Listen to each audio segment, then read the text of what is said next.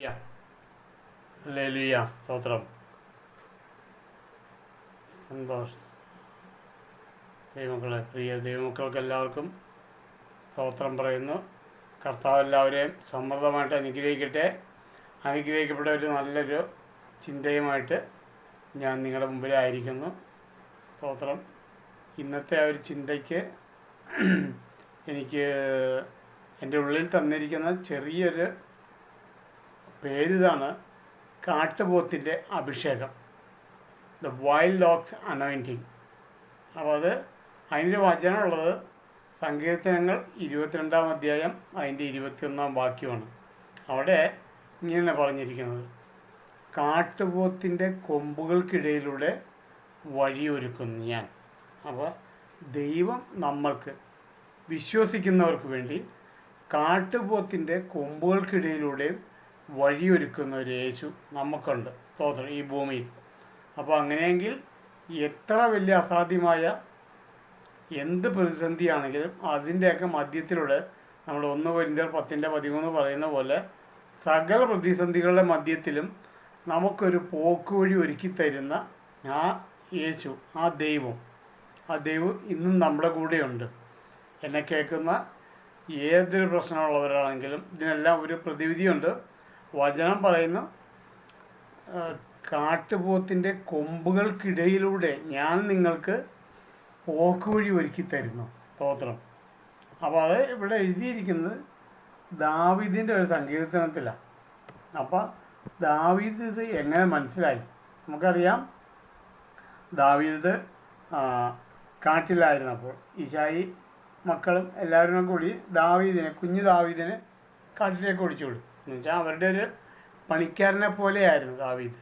എന്നുവെച്ചാൽ ഒരു പണിക്കാരിയിലുണ്ടായ ഒരു കൂശ്യ സ്ത്രീയിലുണ്ടായ ആ ഇശായിക്കുണ്ടായ ഒരു മകനാണ് ദാവീദ് എന്നാണ് എനിക്ക് തോന്നിയിരിക്കുന്നത്. അങ്ങനെ കൂശ്യ സ്ത്രീയിലുണ്ടായിരുന്ന ആ മകനെ ബാക്കിയെല്ലാം ഈ 5 ആൺമക്കൾക്കും വെറുപ്പാണ്, ദേഷ്യമാണ്.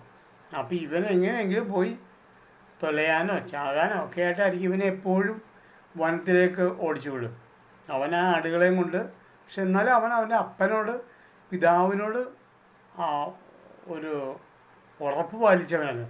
അവന് ഒരു കുഞ്ഞാടിനെ പോലും നഷ്ടപ്പെടുത്തി കളയാതെ 100 ആടുണ്ടെങ്കിൽ 100 ആടിനെ തിരികെ കൊണ്ടുവന്ന് ഇശായിയുടെ ആലയത്തിൽ കൊണ്ടുവന്ന് ആക്കും.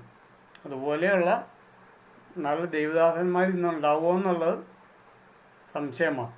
അപ്പോൾ ആ ദാവീദ് ആ വനത്തിലായിരിക്കുമ്പോഴും അവിടെ ശമൂവേലിലൊക്കെ നമ്മൾ വായിക്കുന്നുണ്ട്, ഒരിക്കൽ ഒരു സിംഹം ഇറങ്ങി വന്ന് സിംഹത്തെ അവിടെ പറയുന്നത് അതിൻ്റെ താടിക്ക് പിടിച്ച് അടിച്ച് കൊന്നെന്ന. പിന്നെ ഒരിക്കൽ ഒരു കരടിയെ ഇറങ്ങി വന്ന് ആട്ടുകുഞ്ഞിനെടുക്കാൻ വന്നു. അപ്പോൾ അവിടെ നമ്മൾ കാണുന്നത് ഈ കരടിയെ വലിച്ചു കീറിക്കളഞ്ഞു. എന്നുവെച്ചാൽ ഒരു കടലാസ് കീറുന്ന പോലെ കരടിയെ കീറിക്കളഞ്ഞു. അപ്പോൾ ഈ അഭിഷേകം ഈ കുഞ്ഞ് ദാവീദിൻ്റെ മേലെ എങ്ങനെ വ്യാപരിച്ചു. അപ്പോൾ അതാണ് ആ ദൈവശക്തി. സ്തോത്രം. പരിശുദ്ധാത്മാവ് ശക്തിയിൽ നിറഞ്ഞു കഴിഞ്ഞാൽ അവനെ ദൈവം എടുത്തുപയോഗിക്കും.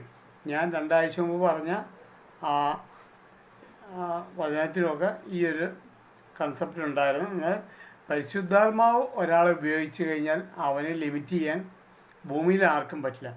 അപ്പോൾ ഇവൻ ഈ ഒരു കുഞ്ഞിപ്പയ്യൻ 5 or 6 ഘടോൽഗജന്മാരായ തടിയന്മാർ, ശൗലിൻ്റെ പട്ടാളത്തിലെ ജോലിക്കാർ, അവൻ്റെ സഹോദരങ്ങളുണ്ട്, മൂത്ത ഏട്ടന്മാരുണ്ട്.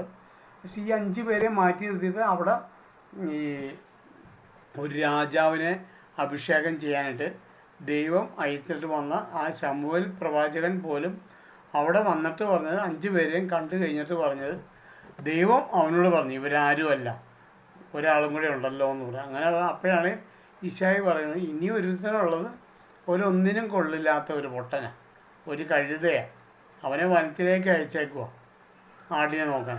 അപ്പോൾ അവൻ വരണം. അങ്ങനെ അവിടെ ശമൂവേൽ പറയുന്നത്, അവനെ കണ്ടിട്ടല്ലാതെ, അവനെ അഭിഷേകം ചെയ്യാതെ ഞാൻ തിരികെ പോകില്ല, നിങ്ങളുടെ കൂടെ ഇരുന്നൊരു ഭക്ഷണം പോലും ഞാൻ കഴിക്കില്ല. അവന് വേഗം വിളിക്കാം. അവനെ നമ്മളവിടെ കാണുന്നു, ആ ദാവീദിനെ വിളിക്കുന്നു, തിരിച്ചു വിളിച്ചു. അവനെ അഭിഷേകം ചെയ്ത് ശമൂവേൽ പ്രവാചകൻ തിരികെ പോകുന്നു. അപ്പോൾ അത് കഴിഞ്ഞ് നമ്മൾ കാണുന്നത് ഈ ഫെലിസ്ത്യ മല്ലനുമായിട്ടുള്ള യുദ്ധം. അപ്പോൾ ആ യുദ്ധത്തിൻ്റെ ഇടയിൽ ഇശായി ഈ കുഞ്ഞു ദാവീദിനെ പട്ടാളക്കാരുടെ ഇടയിലേക്ക് പറഞ്ഞയക്കുന്നു. അപ്പം അന്ന് അത് നമ്മുടെ ഇതാണ് 1 ശമൂവേൽ 17-ാം അധ്യായത്തിലാണ് ഇശായി പറഞ്ഞിട്ട് ദാവീദ് പോകുന്നത്. എന്താണ്, കുറച്ച് ഭക്ഷണങ്ങളും സാധനങ്ങളൊക്കെ കൊണ്ടുപോയി ചേട്ടന്മാർക്കും കൊടുക്കണം, പിന്നെ ഒരു 10 പാൽക്കെട്ടി ആ പട്ടാളത്തിലെ മേജറായിരിക്കുന്ന ഒരാൾക്കും കൊടുക്കണം, പിന്നെ അവിടെ ക്ഷേമം അന്വേഷിച്ച് തിരിച്ചു വരിക. ഇത്രയേ ഉള്ളൂ ദാവീദിന് അന്നുള്ള ദൗത്യം. അപ്പോൾ അതിനുവേണ്ടി പോകുമ്പോഴത്തേന് അപ്പം നമ്മുടെ ഒരു ചെറിയ ഒരു യാത്ര പോലും ദൈവം വലിയ ചില പദ്ധതികളാക്കി മാറ്റുന്നതിൻ്റെ ഒരു ഉദാഹരണമാണ് അവിടെ നമ്മൾ കാണുന്നത്. ദാവീദ് അവിടെ ചെല്ലുന്നു. അവിടെ ചെല്ലുമ്പോഴത്തേന് ആ ആക്യുറേറ്റ് ടൈം എന്ന് പറയുന്നത് കൃത്യസമയത്ത് ആ ഫെലിസ്ത്യ മല്ലൻ ഗോലിയത്ത് ഇറങ്ങി വന്ന് ആ ഏതാ താഴ്വരയിലൂടെ ചെല്ലുന്നത്. ഗോലിയത്ത് അവിടെ നിന്ന് വെല്ലുവിളിക്കുന്നു എല്ലാവരും. അപ്പം ഇവരെല്ലാവരും മടുത്തിരിക്കുകയാണ്. ശൗലിൻ്റെ പട്ടാളക്കാരും ശൗലും ഒക്കെ ഒതുങ്ങിയിരിക്കുന്ന സമയമാണ്. അപ്പം ഇവൻ അവിടെ ചെല്ലുമ്പോഴത്തേന് എനിക്ക് തോന്നുന്നൊരു വചനമുണ്ട്, 1 ശമൂവേൽ 23-ലായിരിക്കണം. അതിനകത്ത് ഇങ്ങനൊരു വാക്യം പറയുന്നുണ്ട്. അപ്പം ഈ ഗോലിയത്ത് അവിടെ നിന്ന് വിളിച്ച് പറയുന്നത് ഇവൻ്റെ ജീവനുള്ള ദൈവത്തെക്കുറിച്ച് അവൻ വഴക്ക് പറയുന്ന പോലെയാണ്. അതെന്ന് വെച്ചാൽ അപ്പോൾ ഈ ഇസ്രായേലിൻ്റെ ദൈവത്തെ അധിക്ഷേപിക്കുന്ന ഒരു വാക്ക് അവിടെ പറയുന്നുണ്ട്. വചനം ഞാൻ ഓർക്കുന്നില്ല. അപ്പോൾ അത് കേട്ടപ്പോഴത്തേനാണ് ഈ ദാവീദിൻ്റെ ഉള്ളിലെ ആ രക്തം തിളച്ചു. എന്ന് പറഞ്ഞാൽ ഒരു കൂശ്യ സ്ത്രീയിൽ ഇശായിക്കുണ്ടായ ഒരു മകൻ, ഒന്നിനും കൊള്ളരുതാത്ത ഒരുതൻ, അവനെ സിംഹമോ അല്ലെ കരടി ആരെങ്കിലും പിടിച്ച് തിന്നട്ടെ എന്ന് കരുതി ഈ ചേട്ടന്മാരെല്ലാവരും കൂടി വനത്തിലേക്ക് വിട്ടതാണ്. എന്നിട്ടും അവൻ അവിടുന്ന് രക്ഷപ്പെട്ട് തിരികെ എത്തി ഈ ചേട്ടന്മാർക്ക് വേണ്ടി തന്നെ ഭക്ഷണം കൊടുക്കാനായിട്ട് വീണ്ടും ഏലാ താഴ്വരയിലേക്ക് വന്നിരിക്കുന്നു. അപ്പോൾ അവിടെ അവൻ്റെ ദൈവത്തെക്കുറിച്ച്, അവൻ്റെ ജീവനുള്ള ദൈവത്തെക്കുറിച്ച് ഈ ഫെലിസ്ത്യ മല്ലൻ എതിര് പറയുന്നത് കേട്ടപ്പോഴത്തേന് അവൻ്റെ രക്തം തിളച്ചു. അവൻ അവിടെ നിന്നുകൊണ്ടാണ് അവൻ്റെ ചേട്ടന്മാരോട് പോലും പറയുന്നുണ്ട്, നിങ്ങളുടെ ഈ ജീവിക്കുന്ന ഈ ദൈവത്തെക്കുറിച്ച് പറഞ്ഞു കേട്ടിട്ട് നിങ്ങൾക്ക് ആർക്കും ഒരനക്കവും ഇല്ല എന്നുള്ളതാണ് ആ കുഞ്ഞ് ദാവീദിൻ്റെ ചോദ്യം. അപ്പോൾ നമ്മളവിടെ കാണുന്നു, അവൻ ഒരു കല്ലെടുത്ത് ഒരടി കൊടുത്തു. ഒറ്റ കല്ലിൽ ആ മല്ലൻ വീണു. ഇവർ ആഴ്ചകളോളം അല്ലെങ്കിൽ മാസങ്ങളോളം യുദ്ധം ചെയ്തിട്ട് നടക്കാത്ത കാര്യം ഒരൊറ്റ സെക്കൻഡ് കൊണ്ട് ദാവീദ് തീർന്നു. ആ മല്ലനെ വീഴ്ത്തി അവൻ്റെ വാള് തന്നെ എടുത്തു അവൻ്റെ തല വെട്ടിയെടുത്തു. അപ്പോൾ എനിക്ക് എൻ്റെ ഉള്ളിൽ പരിശുദ്ധാത്മാവ് തന്നിരിക്കുന്ന ഒരു കാര്യമാണ്. അപ്പോൾ അവൻ്റെ ദൈവത്തെക്കുറിച്ച് മറുത്ത് പറഞ്ഞപ്പോഴത്തേനും അവൻ്റെ രക്തം അവന് തോന്നിയതെന്ന് വെച്ചാൽ അവൻ്റെ ഉള്ളിൽ ആ കാട്ടുപോത്തിൻ്റെ അഭിഷേകം. അതായത് അതുകൊണ്ടായിരിക്കാം 22-ാം സങ്കീർത്തനത്തിൽ ഈ ദാവീദ് എഴുതി വച്ചിരിക്കുന്നത്, കാട്ടുപോത്തിൻ്റെ കൊമ്പുകൾക്കിടയിലൂടെ പോക്കുവഴി ഒരുക്കുന്ന ഒരു യേശു സ്തോത്രം. അപ്പം ആ കാട്ടുപോത്ത് കുഞ്ഞിൽ നിന്ന് ആ കൊമ്പുകൾക്കിടയിലൂടെ ഒരാളെ നോക്കിയാൽ അങ്ങനെ ഒരാൾക്ക് ഭൂമിയിൽ ജീവിച്ചിരിക്കാൻ പറ്റില്ല. എന്ന് വെച്ചാൽ അവരുടെ 2 കൊമ്പിലൂടെ ഇത് കണ്ണു പൊക്കിയൊന്ന് നോക്കിയാൽ പിന്നെ അവൻ്റെ കാര്യം കഴിഞ്ഞു. അത് ഒരു സിംഹമോ കരടിയോ എത്ര വലിയ ജീവിയാണെങ്കിലും അത് ആ കൊമ്പ് കൊണ്ട് കൊത്തി പറിച്ച് 4 കഷ്ണം കീറി പറിച്ച് കളയും. അത്ര ശക്തിയുള്ളൊരു മൃഗമാണ് കാട്ടുപോത്ത്. നമ്മുടെ കാട്ടുകള്ളൻ എന്ന് പറയുന്ന നല്ല മനുഷ്യൻ വീരപ്പൻ പോലും ഈ കാട്ടുപോത്തിൻ്റെ മുമ്പിൽ തോക്കും കൊണ്ട് നിൽക്കില്ല. എന്ന് വെച്ച് കഴിഞ്ഞാൽ വലിയ കൊമ്പനാനകളെ ഒറ്റയാന്മാരെ പോലും മെരുക്കുന്ന ഒരു വലിയ ആനക്കൊമ്പ് വേട്ടക്കാരാണ് വീരപ്പൻ. പക്ഷേ വീരപ്പൻ പോലും ഒരു ലേഖകനോട് പറഞ്ഞിരിക്കുന്ന ഈ കാട്ടുപോത്തിൻ്റെ മുമ്പിൽ ഒരിക്കലും ചെന്ന് നിൽക്കില്ല വീരപ്പൻ. വേറെ ഏത് മൃഗൻ്റെ മുമ്പിൽ നിൽക്കും. പക്ഷേ ഇവിടെ ദാവീദ് പറയുന്നത് കാട്ടുപോത്തിൻ്റെ കൊമ്പുകൾക്കിടയിൽ പോക്ക് വഴി ഒരുക്കി തരുന്ന ദൈവം. അപ്പം അങ്ങനെ ഒരു ദൈവം ഉണ്ട്, അതാണ് നമ്മുടെ യേശു. അപ്പോൾ അത് ഈ മകൻ അറിഞ്ഞതാണ്. വനത്തിലും കൊടുങ്കാട്ടിലും ഒക്കെ ഇരുന്ന് അവൻ്റെ കുഞ്ഞാടുകളെയൊക്കെ തീറ്റി പോറ്റുമ്പോഴും ആ വനത്തിലിരുന്ന് തൻ്റെ ദൈവത്തെ പാടി പുകഴ്ത്തുമ്പോഴും കിന്നരം വായിക്കുമ്പോഴും എല്ലാം അവൻ ദൈവത്തെ മഹത്വപ്പെടുത്തിക്കൊണ്ടിരിക്കുക. പക്ഷേ ഈ ഒരു മല്ലൻ ഗോലിയത്ത് ഇറങ്ങി വന്ന് ഏലാ താഴ്വരയിൽ നിന്ന് ഈ ജീവനുള്ള ദൈവത്തെക്കുറിച്ച് എതിർത്ത് പറയുമ്പോഴാണ് അവൻ്റെ രക്തം തിളയ്ക്കുന്നത്. ഒരൊറ്റ കല്ലുകൊണ്ട് ആ ഗോലിയത്തിനെ, ആ മല്ലനെ, ആ 10 അടി പൊക്കവും ശരീരമുള്ള ആ മല്ലനെ അടിച്ച് വീഴ്ത്തി അവൻ്റെ തല വെട്ടിയെടുത്തു. അപ്പോൾ അത് യെരുശലേമിൽ ആരും ഉണ്ടായില്ല, ഇത്ര വലിയൊരു മല്ലനെ വീഴ്ത്താൻ പറ്റിയ.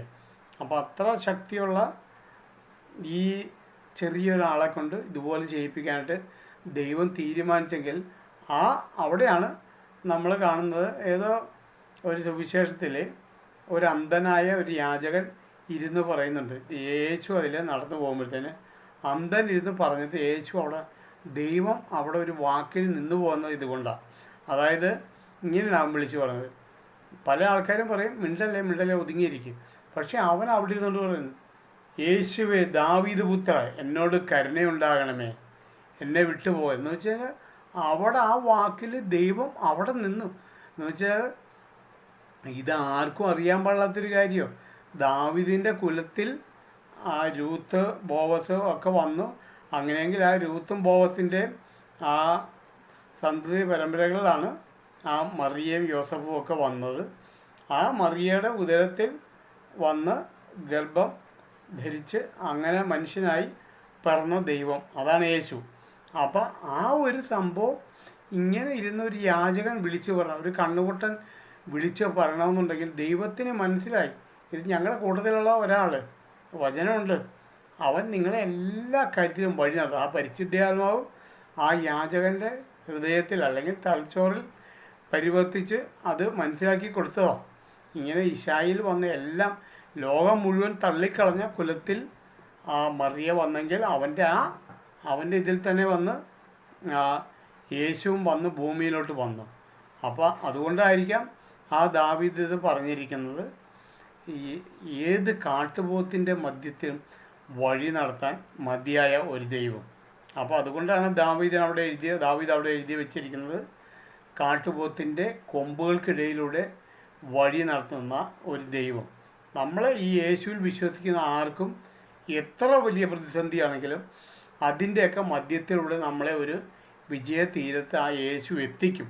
നിങ്ങൾ വിശ്വസിക്കുക, വിശ്വസിച്ച് മാത്രം കൊണ്ടുപോവുക. കർത്താവ് ഏറ്റവും നന്മയ്ക്കായിട്ടല്ല, വചനം പറയുന്നുണ്ട്, സകല നിങ്ങളുടെ നന്മയ്ക്കായിട്ട് മാത്രം വ്യാപരിക്കുന്നു. അതങ്ങനെ തന്നെ തീരും. അത്ഭുതമാവും. സ്തോത്രം. അതാണ് ഇന്ന് എനിക്ക് പറയാൻ ഈ ചെറിയ ഇതിലൂടെ പറയാനായിട്ടുള്ളത്. കാട്ടുപോത്തിൻ്റെ ആ കൊമ്പുകൾക്ക് മധ്യത്തിലൂടെ നമുക്ക് വഴി നടത്തി തരുന്ന ഒരു ദൈവം. 1 കൊരിന്ത്യർ 10:13 പറയുന്നത് പോലെ പ്രതിസന്ധികൾക്കിടയിലൂടെ വലിയൊരു ഹൈവേ നമുക്ക് വേണ്ടി ദൈവം ഒരുക്കി വെച്ചിരിക്കുന്നു. അതിൽ വിശ്വസിക്കുക. കഴിഞ്ഞ തവണ നമ്മൾ പറഞ്ഞതുപോലെ വിശ്വസിക്കുന്നവരുടെ ഇടയിലൂടെ മാത്രം വ്യാപരിക്കും ഈ ദൈവശക്തി. അതിൽ വിശ്വസിക്കുക, നമ്മൾ പറയുക, വചനം പറയുക, മുന്നോട്ട് പോവുക. കർത്താവ് എല്ലാവരെയും അനുഗ്രഹിക്കട്ടെ, അത്ഭുതമാക്കട്ടെ. യേശുവിൻ നാമത്തിൽ തന്നെ. ആമേൻ.